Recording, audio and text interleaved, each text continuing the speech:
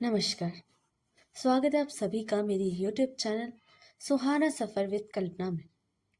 तो आज आप सुनेंगे मुंशी प्रेमचंद्र की लिखी कहानी नया विवाह। हमारी देह पुरानी है, लेकिन इसमें सदैव नया रक्त दौड़ता रहता है। नए रक्त के प्रवाह पर ही हमारे जीवन का आधार है। पृथ्वी की इस चिर रत्न व्यवस्था में यह नयापन उसके एक एक अणु में, एक एक कण में, तार में बसे हुए स्वरों की भांति गूंजता रहता है। और यह 9 साल की बुढ़िया आज भी नवेली दुल्हन बनी हुई है। जब से लाला डंगामल ने नया विवाह किया है, उनका यौवन नए सिरे से जाग उठा है। जब पहली स्त्री जीवित थी, तब वे घर में बहुत काम करते रहते थे। प्राय से 10-11 बजे तक तो पाठ पूजा ही करते रहते, फिर भोजन करके दुकान चले जाते। वहां से 1 बजे रात लौटते और थके मांदे सो जाते। यदि लीला कभी कहती जरा और सवेरे आ जाए करो, तो बिगड़ जाते और कहते तुम्हारे लिए क्या दुकान छोड़ दूं या रोजगार बंद कर दूं। यह भी जमाना नहीं है कि एक लोटा जल चढ़ाकर लक्ष्मी प्रसन्न कर ली जाए। आज उनकी चौखट पर माथा रगड़ना पड़ता है, तब भी उनका मुंह सीधा नहीं होता। लीला बेचारी चुप हो जाती। अभी 6 महीने की बात है। लीला को ज्वर चढ़ा हुआ था। लाला जी दुकान जाने लगे, तब उन्हें डरते डरते कहा, देखो मेरा जी अच्छा नहीं है, जरा सवेरे आ जाना। डंगामल ने पगड़ी उतार कर खूंटी पर लटका दी और बोली, अगर मेरे बैठे रहने से तुम्हारा जी अच्छा हो जाए तो मैं दुकान न जाऊंगा। लीला हताश होकर बोली, मैं दुकान जाने को मना नहीं करती, केवल जरा सवेरे आने को कहती हूँ। तो क्या दुकान पर बैठा मौज किया करता हूँ? लीला इसका जवाब क्या देती? पति का यह स्नेहहीन व्यवहार उसके लिए कोई नई बात ना थी। इधर कई साल से उसे इसका कठोर अनुभव हो रहा था कि उसकी इस घर में कद्र नहीं है। वह अक्सर इस समस्या पर विचार भी किया करती, पर वह अपना कोई अपराध न पाती। वह पति की सेवा जब अब पहले से कहीं ज्यादा करती, उसके कार्यभार को हल्का करने की बराबर चेष्टा करती रहती, बराबर प्रसन्नचित रहती, कभी उनकी इच्छा के विरुद्ध कोई काम ना करती। अगर उसकी जवानी ढल चुकी थी, उसका उसमें क्या अपराध था? किसकी जवानी सदैव स्थिर रहती है? अगर अब उसका स्वास्थ्य उतना अच्छा ना था, पर इसमें उसका क्या दोष? उसे बेकसूर को क्यों दंड दिया जाता है? उचित तो यह था कि 25 साल का सहचर्य अब भी एक गहरी मानसिक और आत्मिक अनुरूपता का रूप धारण कर लेता, जो दोष को भी गुण बना देता है, जो पके फल की तरह ज्यादा रसीला, ज्यादा मीठा, ज्यादा सुंदर होता है। लेकिन लाला जी का वाणिक हृदय पर एक पदार्थ को वाणिज्य की तराजू से तौलता था। बूढ़ी गाय जब ना दूध दे सकती थी न बच्चे, तब उसके लिए गौशाला ही सबसे अच्छी जगह है। उनके विचार में लीला के लिए इतना ही काफी था कि घर में मालकिन बनी रहे, आराम से खाए और पड़ी रहे। उसे आखिर तैयार है, चाहे जितने जेवर बनवाए, चाहे जितना स्नान और पूजा करे, केवल उनसे दूर रहे। मानव प्रकृति की जटिलता का एक रहस्य यह था कि डंगामल जिस आनंद से लीला को वंचित रखना चाहते थे, जिसकी उसके लिए कोई जरूरत ही ना समझते, खुद उसी के लिए सदैव प्रयत्न करते थे। लीला 40 वर्ष की होकर बूढ़ी समझ ली गई, किंतु वे 45 के होकर अभी भी जवान थे। जवानी के उन्माद और उल्लास से भरे हुए थे। लीला से अब उन्हें एक तरह की भी रुचि होती थी, और वह दुखिया जब अपनी त्रुटियों को अनुभव करके प्रकृति के नृत्य आघातों से बचने के लिए रंग व रोगन की आड़ लेती, तब लाला जी उसके बूढ़े नखरों से और भी घृणा करने लगते। वे कहते, वाह रे तृष्णा, 7 लड़कों की तो माँ हो गई, बाल खिचड़ी हो गए, चेहरा धुले हुए फैलालन की तरह सुकड़ गया। मगर आपको अभी भी महावीर, सिंदूर, मेहंदी, उपटन की हवस बाकी है। औरतों का स्वभाव भी कितना विचित्र है, ना जाने क्यों बनाव श्रृंगार पर इतना जान देती है। पूछो, अब तुम्हें और क्या चाहिए? क्यों नहीं मन को समझा लेती कि जवानी विदा हो गई और इन उपादानों से वह वापस नहीं बुलाई जा सकती। लेकिन वे खुद जवानी का स्वप्न देखते रहते थे। उनकी जवानी की तृष्णा अभी शांत न हुई थी। जाड़ों में रसों और पाकों का सेवन करते रहते थे। हफ्ते में 2 बार खिंचाव लगाते और एक डॉक्टर से मंकी ग्लैंड की विषय में पत्र व्यवहार कर रही थी। लीला ने उन्हें असमंजस में देखकर कातर स्वर में पूछा, कुछ बतला सकते हो? क्या बचे आओगे? लाला जी ने शांत भाव से पूछा, तुम्हारा जी आज कैसा है? लीला क्या जवाब दे? अगर कहती कि बहुत खराब है तो शायद वे महाशय वहीं बैठ जाए और उसे जली कटी सुनाकर अपने दिल का बुखार निकाले।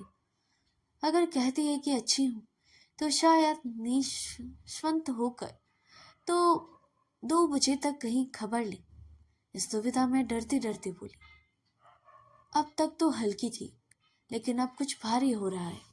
तुम जाओ, दुकान पर लोग तुम्हारी राह देखते होंगे।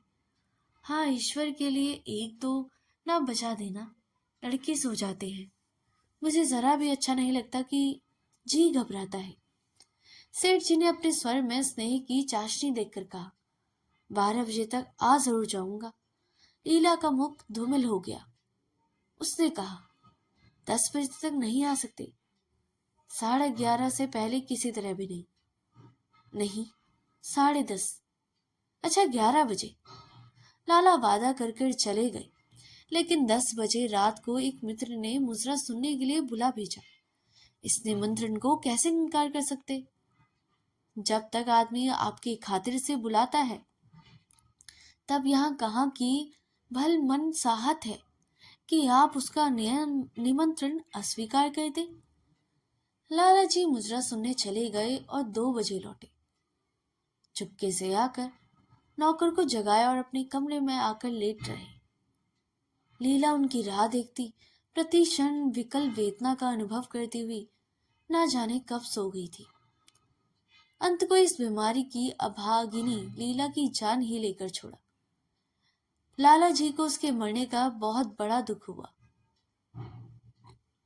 मित्रों ने संवेदना के तार भेजे। एक दैनिक पत्र ने शोक प्रकट करते हुए कहा, लीला के मानसिक और धार्मिक सुधरणों को खूब बढ़ाकर वर्णन किया। लाला जी ने इन सभी मित्रों को हार्दिक धन्यवाद दिया और लीला के नाम से बालिका विद्यालय में 5 वजीफे प्रदान किए तथा मृतक भोज तो जितने समारोह से किया जाता है वह नगर के इतिहास में बहुत दिनों तक याद रहेगा। लेकिन 1 महीना भी न गुजरने पाया था कि लाला जी ने मित्रों को चारा डालना शुरू कर दिया और उसका असर यह हुआ कि 6 महीने की विधुरता के तप के बाद उन्होंने दूसरा विवाह कर लिया। आखिर बेचारे करते क्या? जीवन में एक सहचरी की आवश्यकता तो थी ही, और इस उम्र में तो एक तरह से वह अनिवार्य हो ही गई थी। जब से नई पत्नी आई, लाला जी की जीवन में आश्चर्यजनक परिवर्तन हो गया। दुकान से अब उतना प्रेम नहीं था। लगातार हफ्ते ना जाने में भी उनके कारोबार में कोई हर्ज नहीं होता। जीवन के उपभोग की जो शक्ति दिन दिन क्षीण होती जाती थी, अब वह छींटे पाकर सजीव हो गई थी। सूखा पेड़ हरा हो गया, उसमें नई नई कोपले फूटने लगी थी। मोटर नई आ गई थी। कमरे नए फर्नीचर से सजा दिए गए थे। नौकरों की संख्या भी बढ़ा दी गई। रेडियो आ पहुंचा था और प्रतिदिन नए नए उपहार आते रहते थे। लाला जी की बूढ़ी जवानी जवानों की जवानी से भी प्रखर हो गई। उसी तरह जैसे बिजली का प्रकाश चंद्रमा के प्रकाश से ज्यादा स्वच्छ और मनोरंजक होता है। लाला जी को उनके मित्र इस रूपांतरण पर बधाई देते। जब वे गर्व के साथ कहते, भाई हम तो हमेशा जवान रहे और हमेशा जवान रहेंगे। बुढ़ापा यहाँ आए तो उसका मुंह में कालिक लगाकर गधों पर उल्टा सवार करके शहर से निकाल देंगे। जवानी और बुढ़ापे को ना जाने लोग अवस्था से संबंध करते देते हैं। जवानी का उम्र से उतना ही संबंध है जितना धर्म का आचार से, रुपयों का ईमानदारी से, रूप का श्रृंगार से। आजकल के जवानों को आप जवान कहते हैं, उनकी 1000 जवानियों को अपने 1 घंटे से भी ना बदलूंगा। मालूम होता है उनकी जिंदगी में कोई उत्साह ही नहीं, कोई शौक नहीं। जीवन क्या है, गले में पड़ा हुआ एक ढोल। यही शब्द घटा बढ़ाकर वे आशा के हृदय पटल पर अंकित करते रहे थे। उसमें बराबर सिनेमा, थिएटर, दरिया की सैर के लिए आग्रह करते रहते, लेकिन आशा को ना जाने क्यों इन बातों में जरा भी रुचि नहीं थी। वह जाती तो थी, मगर बहुत टाल टूट करने के बाद एक दिन लाला जी ने आकर कहा, चलो आज बजरे पर दरिया की सैर करें। वर्षा के दिन थे, दरिया चढ़ा हुआ था। मेघमालाएं अंतर्राष्ट्रीय सेनाओं की भांति रंग बिरंगी वादियां पहनी आकाश में कायावित कर रही थी। सड़क पर लोग मलार और बरमहासा गाते चलते थे। बागों में झूले पड़ गए थे। आशा की बेदली से कहा, मेरा जी तो नहीं चाहता। लाला जी ने मृदु प्रेरणा के साथ कहा, तुम्हारा मन कैसा है जो आमोद प्रमोद की ओर आकर्षित ही नहीं होता? चलो जरा दरिया की सैर देखें। सच कहता हूँ, बजरे पर पड़ी बाहर रहेगी। आप जाइए, मुझे और कोई काम करनी है। काम करने को आदमी है, तुम क्यों काम करोगी? महाराज अच्छे सालन नहीं पकाता, अब खाने बैठोगे तो यूं ही उठ जाएंगे। आशा अपने आकाश का बड़ा भाग लाला जी के लिए तरह तरह के भोजन पकाने में ही लगाती थी। उसे किसी से सुन रखा था कि एक विशेष अवस्था के बाद पुरुष के जीवन का सबसे बड़ा सुख रसना का स्वाद ही रह जाता है। लाला जी की आत्मा खिल उठी। उन्होंने सोचा कि आशा को उनसे कितना प्रेम है कि वह दरिया की सैर को उनकी सेवा के लिए छोड़ रही है। एक लीला थी कि मान न मान चलने को तैयार रहती थी, पीछा छुड़वाना पड़ता था, खामखा सिर पर सवार हो जाती थी और सारा मजा किरकिरा करती थी। स्नेह भरे उल्लाहने से बोले, तुम्हारा मन भी विचित्र है। अगर एक दिन सालन फीका ही रहा, इसमें ऐसा क्या तूफान आ जाएगा? तुम तो मुझे बिल्कुल निकम्मा बनाई देती हो। अगर तुम ना चलोगी तो मैं भी ना जाऊंगा। आशा ने जैसे गले से फंदा छुड़ाते हुए कहा, आप भी तो मुझे इधर उधर घुमा घुमा कर मेरा मिजाज बिगाड़ देते हैं। यह आदत पड़ जाएगी तो घर का धंधा कौन करेगा? मुझे घर के धंधों की रत्ती भर भी परवाह नहीं, बाल की नौक बराबर भी नहीं। मैं चाहता हूँ कि तुम्हारा मिजाज बिगड़े और तुम गृहस्थी के चक्के से दूर रहो। और तुम मुझे बार बार आप क्यों कहती हो? मैं चाहता हूँ तुम मुझे तुम कहो, तू कहो, गालियां दो, धौल जमाओ। तुम तो मुझे आप कह के जैसे देवता के सिंहासन पर बिठा देती हो। मैं अपने घर में देवता नहीं, चंचल बालक बनना चाहता हूँ। आशा ने मुस्कुराते हुए चेष्टा करके कहा, भला मैं आपको तुम कहूंगी? तुम बराबर वाले को कहा जाता है कि बड़ों को? मुनीम ने 1 लाख के घाटे की खबर सुनाई होती तो भी शायद लालची को इतना दुख ना होता जितना आशा के इन कठोर शब्दों से हुआ। उनका सारा उत्साह, सारा उल्लास जैसे ठंडा पड़ गया। सिर पर रखी हुई फूलदार टोपी, गले में पड़ी हुई जोगियों रंग से चुनी हुई रेशमी चादर, अब तंजेब का बिलदातर कुत्ता जैसे सोने के बटन लगे हुए थे। यह सारा ठाट कैसे उन्हें हास्यजनक जान पड़ने लगा, जैसे वह सारा नशा किसी मंत्र से उतर गया हो। निराश होकर बोले, तो तुम्हें चलना नहीं है? मेरा जी नहीं चाहता। तो मैं भी ना जाऊं। मैं आपको कब मना करती हूँ? फिर आप कहा। आशा ने जैसे भीतर से जोर लगा कर कहा। तुम और उनका मुखमंडल लज्जा से आरक्त हो गया। हाँ, इसी तरह तुम कहा करो। तो तुम नहीं चल रही हो? अगर मैं कहूं तुम्हें चलना पड़ेगा। तब चलूंगी। आपकी आज्ञा मानना मेरा धर्म है। लाला जी आज्ञा ना दे सके।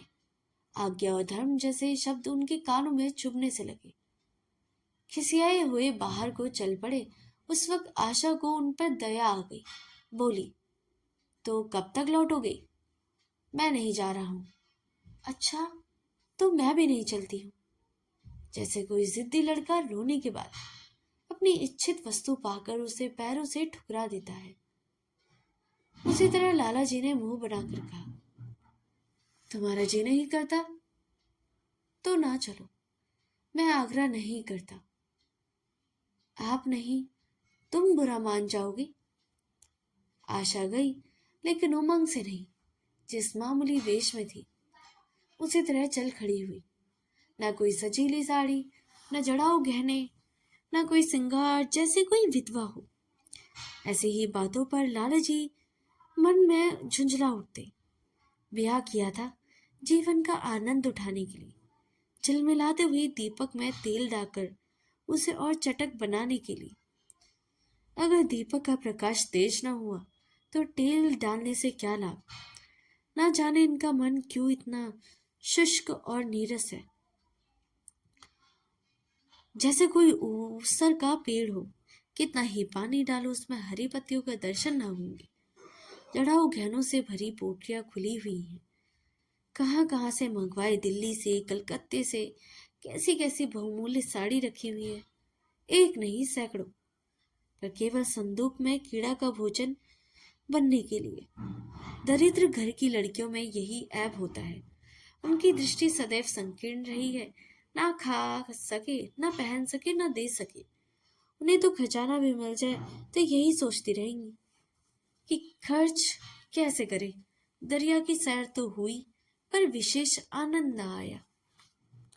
कई महीनों तक आशा की मनोवृत्तियों को जगाने का असफल प्रयत्न करके लाला जी ने समझ लिया कि इसकी पैदाइश ही मुहर्रमी है, लेकिन फिर भी निराश न हुए।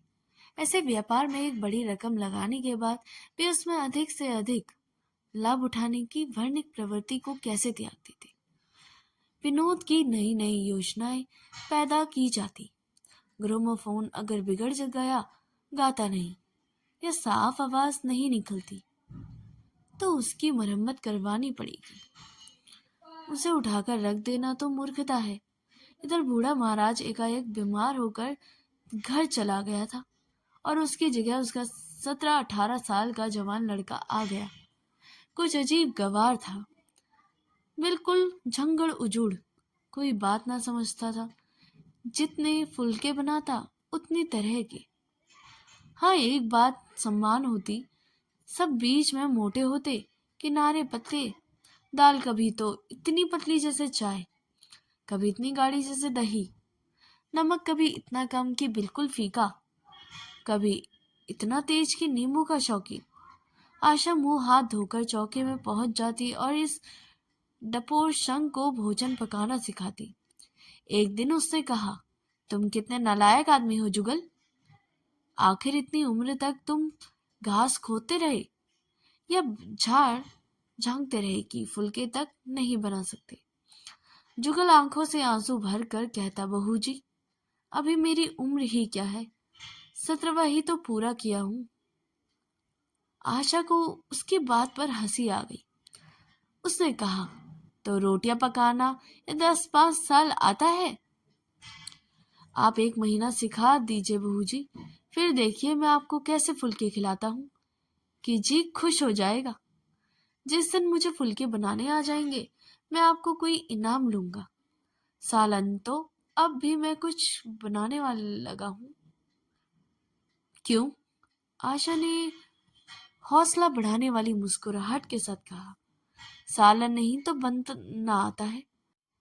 अबे कल ही नमक इतना तेज था कि खाया ना गया। मसाले में कचौंधा आ रही थी। जब मैं सालन बना रहा था तब आप यहाँ कब थी? अच्छा, तो मैं जब यहाँ बैठी रहूं तब तुम्हारा सालन बढ़िया पकेगा। आप बैठी रहती हैं तब मेरी अकल ठिकाने रहती है। आशा को जुगल की इन पोटली भोली बातों पर खूब हंसी आ रही।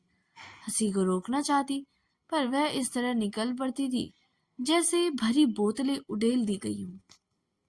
और मैं नहीं रहती तब तब तो आपके कमरे के द्वार पर जा बैठता हूँ, वहां बैठकर अपनी तकदीर को रोता हूँ। आशा ने हंसी को रोककर पूछा, क्यों रोते क्यों हो? यह न पूछिए बाबूजी, आप इन बातों को नहीं समझेंगे। आशा ने उसके मुंह की ओर प्रश्न की आंखों से देखा। उसका आश्चर्य कुछ तो समझ गई, पर ना समझने का बहाना किया। तुम्हारे दादा आ जाएंगे, तब तुम चले जाओगे। और क्या करूंगा बाबूजी?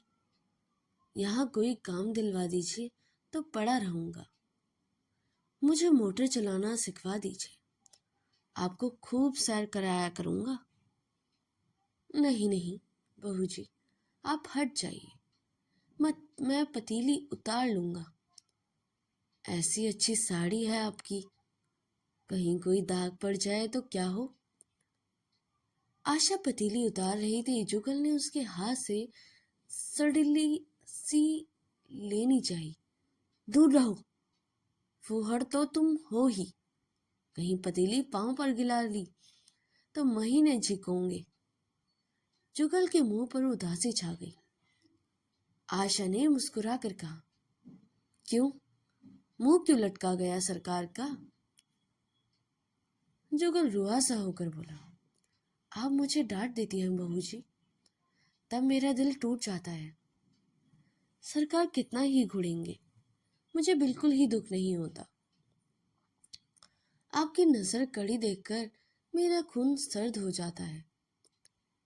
आशा ने दिलासा दिया, मैंने तुम्हें डांटा तो नहीं, केवल यही तो कहा कि कहीं पतीली तुम्हारे पांव पर गिर पड़े तो क्या होगा।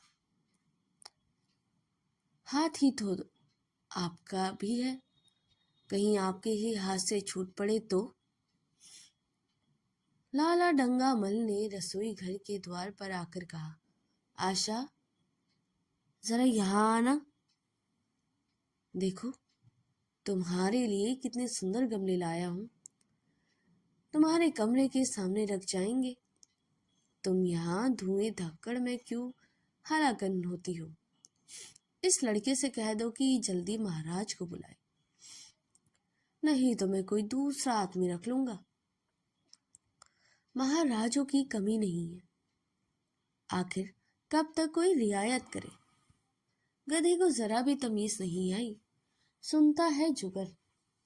लिख दे आज अपने बाप को, चूल्हे पर तवा रखा हुआ है। आशा रोटियां बेलने में लगी थी, जुगल तवे के लिए रोटियों को इंतजार कर रहा था। ऐसी हालत में भला आशा कैसे गमले देखने जाती? उससे कहा, जुगल रोटियां टेढ़ी मेढ़ी बेल डालेगा। लाला जी ने कुछ चिढ़कर कहा, अगर रोटियां टेढ़ी मेढ़ी बेलेगा तो निकाल दिया जाएगा। आशा अनसुनी करके बोली, 10-5 दिन में सीख जाएगा, निकालने की क्या जरूरत है?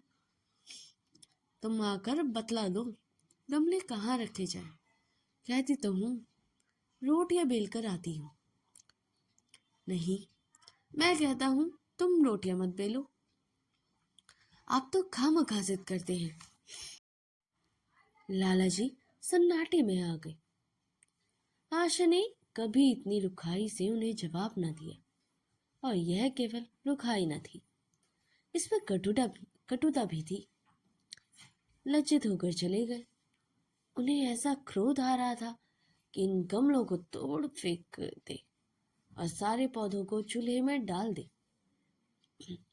जुगल ने सहमे हुए स्वर में कहा, अब चली जाएं बहू जी, सरकार बिगड़ जाएंगे।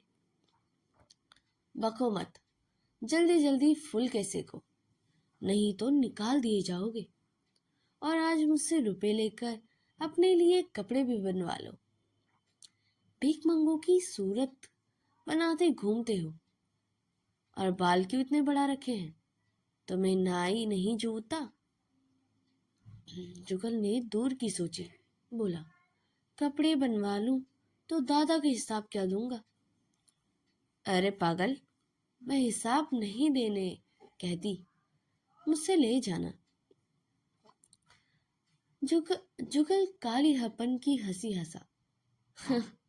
आप बनवाएंगी तो अच्छे कपड़े लूंगा, खद्दर के मलमल का कुर्ता, खद्दर की धोती, रेशमी चादर और अच्छा सा चप्पल। आशा ने मीठी मुस्कान के से कहा, और अगर अपने दाम से बनवाने पड़े तब कपड़े ही क्यों बनवाऊंगा? बड़ी चालाक हो तुम। जुगल ने अपनी बुद्धिमत्ता का प्रदर्शन किया। आदमी अपने घर की सूखी रोटियां खाकर सो रहता है, लेकिन दावत में तो अच्छे अच्छे पकवान ही खाता है। वहां भी यदि रूखी रोटियां मिले तो वह दावत में जाए ही नहीं। यह सब मैं नहीं जानती। एक गाढ़े का कुर्ता बनवा लो और एक टोपी ले लो। हजामत के लिए 2 दिन 2 आने पैसे ऊपर से ले लो। जुगल ने मान करके कहा, रहने दीजिए, मैं नहीं लेता। अच्छे कपड़े पहन कर निकालूंगा, तब तो आपकी याद आवेगी। सड़ियल कपड़े पहनकर तो जी जलेगा। तुम स्वार्थी हो, मुफ्त के कपड़े लोगे और साथ ही बढ़िया भी। जब यहाँ से जाने लगूं तब आप मुझे अपना एक चित्र दीजिएगा। मेरा चित्र लेकर क्यों जाओगे? और क्या करोगे तुम? अपनी कोठरी में लगाऊंगा और नित्य देखा करूंगा। बस वही साड़ी पहनकर खिंचवाना जो कल पहनी थी, और वही मोतियों की माला भी हो। मुझे नंगी नंगी सूरत अच्छी नहीं लगती। आपके पास तो बहुत से गहने होंगे, आप पहनती क्यों नहीं? तो तुम्हें गहने अच्छे लगते हैं? बहुत। लाला जी ने फिर आकर जलते हुए मन से कहा, अभी तक तुम्हारी रोटियां नहीं पकी जुगल। अगर कल से तूने अपने आप अच्छी रोटियां ना पकाई तो मैं तुझे निकाल दूंगा। आशा ने तुरंत हाथ मुंह धोया और बड़े प्रसन्न मन से लाला जी के साथ गमले देखने चली। इस समय उसकी छवि में प्रफुल्लता की रौनक थी। बातों में भी जैसे शक्कर घुली हुई थी। लाला जी का सारा खिसियानापन मिट गया। अपने गमलों को मुगंधा से आंखों से देखा। उससे कहा, मैं इनमें से कोई गमला ना जाने दूंगी। सब मेरे कमरे के सामने रखवाना। सब कितने सुंदर पौधे हैं। वाह, इनके हिंदी नाम भी मुझे बतला देना। लाला जी ने छेड़ा, सब गमले का क्या करोगी? 10-5 पसंद कर लो, शेष मैं बाहर रखवा दूंगा। जी नहीं, मैं एक भी ना छोड़ूंगी, सब यही रखे जाएंगे। बड़ी लालचिन हो तुम। लालची नहीं सही, मैं आपको एक भी ना दूंगी। 2-4 तो दे ही दो, इनकी मेहनत से लाया हूं। जी नहीं, इनमें से एक भी ना मिलेगा। दूसरे दिन आशा ने अपने को आभूषण से खूब सजाया और फिरोजी साड़ी पहनकर निकली। तब लाला जी की आंखों में ज्योति आ गई। समझे अवश्य ही अब उनके प्रेम का जादू कुछ कुछ कुछ चल रहा है। नहीं तो उनके बार बार आग्रह करने पर भी, बार बार याचना करने पर भी उससे कोई आभूषण न पहना था। कभी कभी मोतियों के हार गले में डाल लेती थी, वह भी ऊपरी मन से। आज वह आभूषणों से अलंकृत होकर फूली न समाते। इतरा जाती है, मनो कहती हो, देखो मैं कितनी सुंदर हूँ। पहले जो बंद कली थी वह आज खिल गई थी।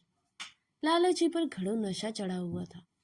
वे चाहते थे उनके मित्र और बंधु वर्ग आकर इस सोने की रानी के दर्शनों से अपनी आंखें ठंडी करें। देखिए कि वह कितनी सुंदर, सुखी, संतुष्ट और प्रसन्न है। जिन विद्रोहियों ने विवाह के समय तरह तरह की शंकाएं की थी, वे आंखें खोलकर देखे कि डंगामल कितना सुखी है। विश्वास, अनुराग और अनुभव की चमत्कार किया हो। उन्होंने प्रस्ताव किया, चलो कहीं घूम आए, बड़ी मजेदार हवा चल रही है। आशा ने इस वक्त कैसे जा सकती थी? अभी उसे रसोई में जाना था। वहां से कहीं 12-1 बजे फुर्सत मिलेगी। फिर घर के दूसरे धंधे सिर पर सवार हो जाएंगे। सैर सपाटे के पीछे क्या घर चौपट कर दे। सेठ जी ने उसका हाथ पकड़ लिया और कहा, नहीं, आज मैं तुम्हें रसोई में न जाने दूंगा। महाराज के किए कुछ ना होगा। तो आज उसकी शामत आ जाएगी। आशा के मुख पर वह प्रफुल्लता जाती रही। मन भी उदास हो गया। एक सोफा पर लेट कर बोली, आज न जाने क्यों कलेजे में मीठा मीठा दर्द हो रहा है। ऐसा दर्द कभी नहीं होता। सेठ जी घबरा उठे। यह दर्द कब से हो रहा है? हो तो रहा था रात से ही, लेकिन अभी कुछ कम हो गया था, फिर होने लगा। रह रहकर जैसे चुभन हो जाती है। सेठ जी एक बात सोचकर दिल ही दिल में फूल उठे। अभी गोलियां रंग ला रही थी। रात वैद्य जी ने कहा भी था कि जरा सोच समझकर इनका सेवन कीजिएगा। क्यों ना हो, खानदानी वैद्य है। इनके बाप बनारस के परीक्षित महाराज के चिकित्सक थे। पुराने और परीक्षित नुस्खे हैं इनके पास। उन्होंने कहा, तो रात से यह दर्द हो रहा है? तुमने मुझसे कहा नहीं। नहीं तो वैद्य जी से कोई दवा मंगवाता। मैंने समझा था आप ही अच्छा हो जाएंगे, मगर अब बढ़ रहा है। कहाँ दर्द हो रहा है, जरा देखो। कुछ सूजन तो नहीं है? सेठ जी ने आशा के आंचल की तरफ हाथ बढ़ाया। आशा ने शर्माकर सिर झुका लिया।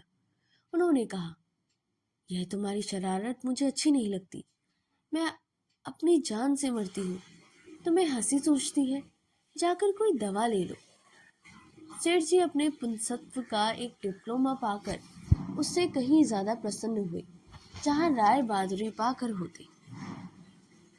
इस विजय का डंका पीटे बिना उन्हें कैसे चैन जा सकता था। जो लोग उनके विवाह के विषय में द्वेष में टिप्पणियां कर रहे थे, उन्हें नीचा दिखाने का कितना अच्छा अवसर हाथ आया था। और इतनी जल्दी? पहले पंडित भोलानाथ के पास गए और भाग्य ठोक कर बोले, भाई, मैं तो बड़ी विपत्ति में फंस गया। कल से उसके कलेजे में दर्द हो रहा है। कुछ बुद्धि काम नहीं करती। कहती है ऐसा दर्द पहले कभी नहीं हुआ था। भोलानाथ ने कुछ बहुत हमदर्दी ना दिखाई। सेठ जी यहाँ से उठकर अपने मित्र लाला फागमल के पास पहुंचे और उनके भी लगभग इन्हीं शब्दों में यह शोक संवाद कहा। फागमल बड़ा शोहदा था। मुस्कुराकर बोला, मुझे तो आपकी नव शरारत मालूम होती है। सेठ जी की बाहें छिल गई। उन्होंने कहा, मैं अपना दुख सुना रहा हूँ और तुम्हें दिल लगी सूझती है। जरा भी आत्मीयता नहीं है तुम में। मैं दिल्लगी नहीं कर रहा हूँ। इसमें दिल्लगी की क्या बात है? वे है कम सिन कुम लांगी। आप ठहरे पुराने लठैत, दंगल के पहलवान। बस, अगर यह बात ना निकले तो मूछें मुड़वा लो। सेठ की आंखें जगमग उठी। मन में यौवन की भावना प्रबल उठी और उसके साथ ही मुख पर भी यौवन की झलक आ गई। छाती जैसे कुछ फैल गई। चलते समय उनके पग कुछ अधिक मजबूती से जमीन पर पड़ने लगे और सिर की टोपी ना जाने कैसे बाकी हो गई। आकृति से बागपन की शान बरसने लगी।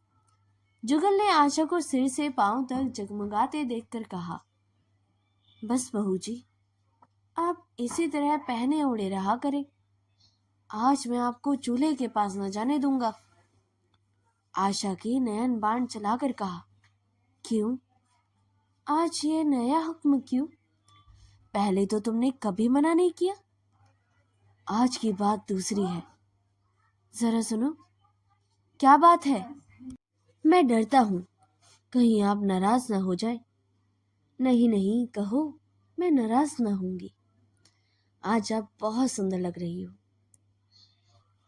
लाला डंगल मल ने असंख्य बार आशा के रूप और यौवन की प्रशंसा की थी, मगर उनकी प्रशंसा में उसे बनावट की गंध आती थी। वे शब्द उनके मुख से निकालकर कुछ ऐसे लगते थे जैसे कोई पंगु दौड़ने की चेष्टा कर रहा हो। जुगल ने इन सीधे शब्दों में एक नया उन्माद, नशा और एक चोट थी। आशा की सारी देह प्रकंपित हो गई। तुम मुझे नजर लगा दोगी जुगल? इस तरह क्यों घूरते हो? जब यहाँ से चला जाऊंगा तब आपकी बहुत याद आएगी। रसोई पकाकर तुम सारे दिन क्या करते हो? दिखाई नहीं देते? सरकार कहते हैं इसलिए नहीं आता। फिर अब तो मुझे जवाब मिल रहा है। देखिए भगवान कहाँ ले जाते हैं। आशा की मुख मुद्रा कठोर हो गई। उसने कहा, कौन तुम्हें जवाब देता है? सरकार तो कहते ही है तुझे निकाल दूंगा। अपना काम किए जाओ, कोई नहीं निकालेगा। अब तो तुम फूल के भी अच्छे बनाने लगे हो। सरकार है बड़ी गुस्सेवर। 2-4 दिन में उनका मिजाज ठीक किए देती हूँ। आपके साथ चलते हैं तो आपके बाप लगते हैं। तुम बड़े मुंहफट हो, खबरदार, जबान संभाल कर बात किया करो। किंतु अप्रसन्नता का यह छीना आवरण उसके मनोहर से को ना छिपा सका। वह प्रकाश की भांति उसके अंदर से निकला पड़ता था। जुगल ने फिर उस निर्भीकता से कहा, मेरा मुंह कोई बंद कर ले, यहाँ यूं सभी कह सकते हैं। मेरा ब्याह कोई 50 साल की बुढ़िया से कर दे तो मैं घर छोड़कर भाग जाऊं, या तो खुद जहर खा लूंगा, या उसे जहर देकर मार डालूं, या फांसी ही तो होगी। आशा उस कृत्रिम क्रोध को कायम ना कर सकी। जुगल की इस हृदय वीणा के तारों पर मिस राव की ऐसी चोट मारी थी कि उसके बहुत जब्त करने पर भी मन की व्यवस्था बाहर निकल आई। उसने कहा, भाग्य भी तो कोई वस्तु है, ऐसा भाग्य जाए भाड़ में। तुम्हारा ब्याह किसी बुढ़िया से ही करूंगी, देख लेना। तो मैं भी जहर खा लूंगा, देख लीजिएगा। क्यों, बुढ़िया तुम्हें जवान स्त्री से ज्यादा प्यार करेगी या ज्यादा सेवा करेगी? तुम्हें सीधे रास्ते पर रखेगी। यह सब माँ का काम है। बीवी जिस काम के लिए है उसी काम के लिए है। आखिर बीवी किस काम के लिए है? मोटर की आवाज आई। ना जाने कैसे आशा के सिर का अंचल खिसक कर कंधों पर आ गया। उसे जल्द से आंचल खींचकर सिर पर कर लिया और यह कहती हुई अपने कमरे की ओर लपकी कि लाला भोजन करके चले जाए, तब आना। तो दोस्तों, यह स्टोरी यहीं पर खत्म होती है।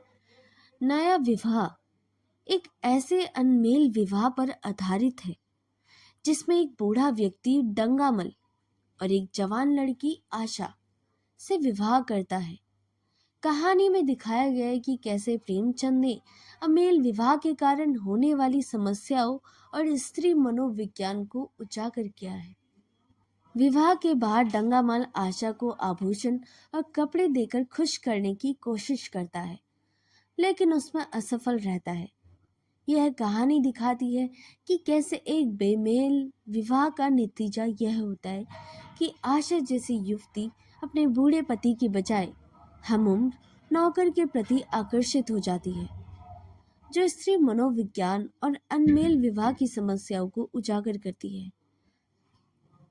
क्योंकि नौकर और आशा की उम्र में समानता है और वह डंगामल के बूढ़े होने की उपेक्षा नौकर के साथ अपनी उम्र के व्यक्ति को पसंद करती है। यह स्त्री के मनोविज्ञान और अनमेल विवाह के दुष्परिणामों और समाज में धन की शक्ति के प्रभाव को भी अगर कहानी पसंद आई हो तो इसे लाइक, सब्सक्राइब और शेयर करना ना भूलिएगा। मिलते हैं अगली कहानी में, तब तक के लिए धन्यवाद।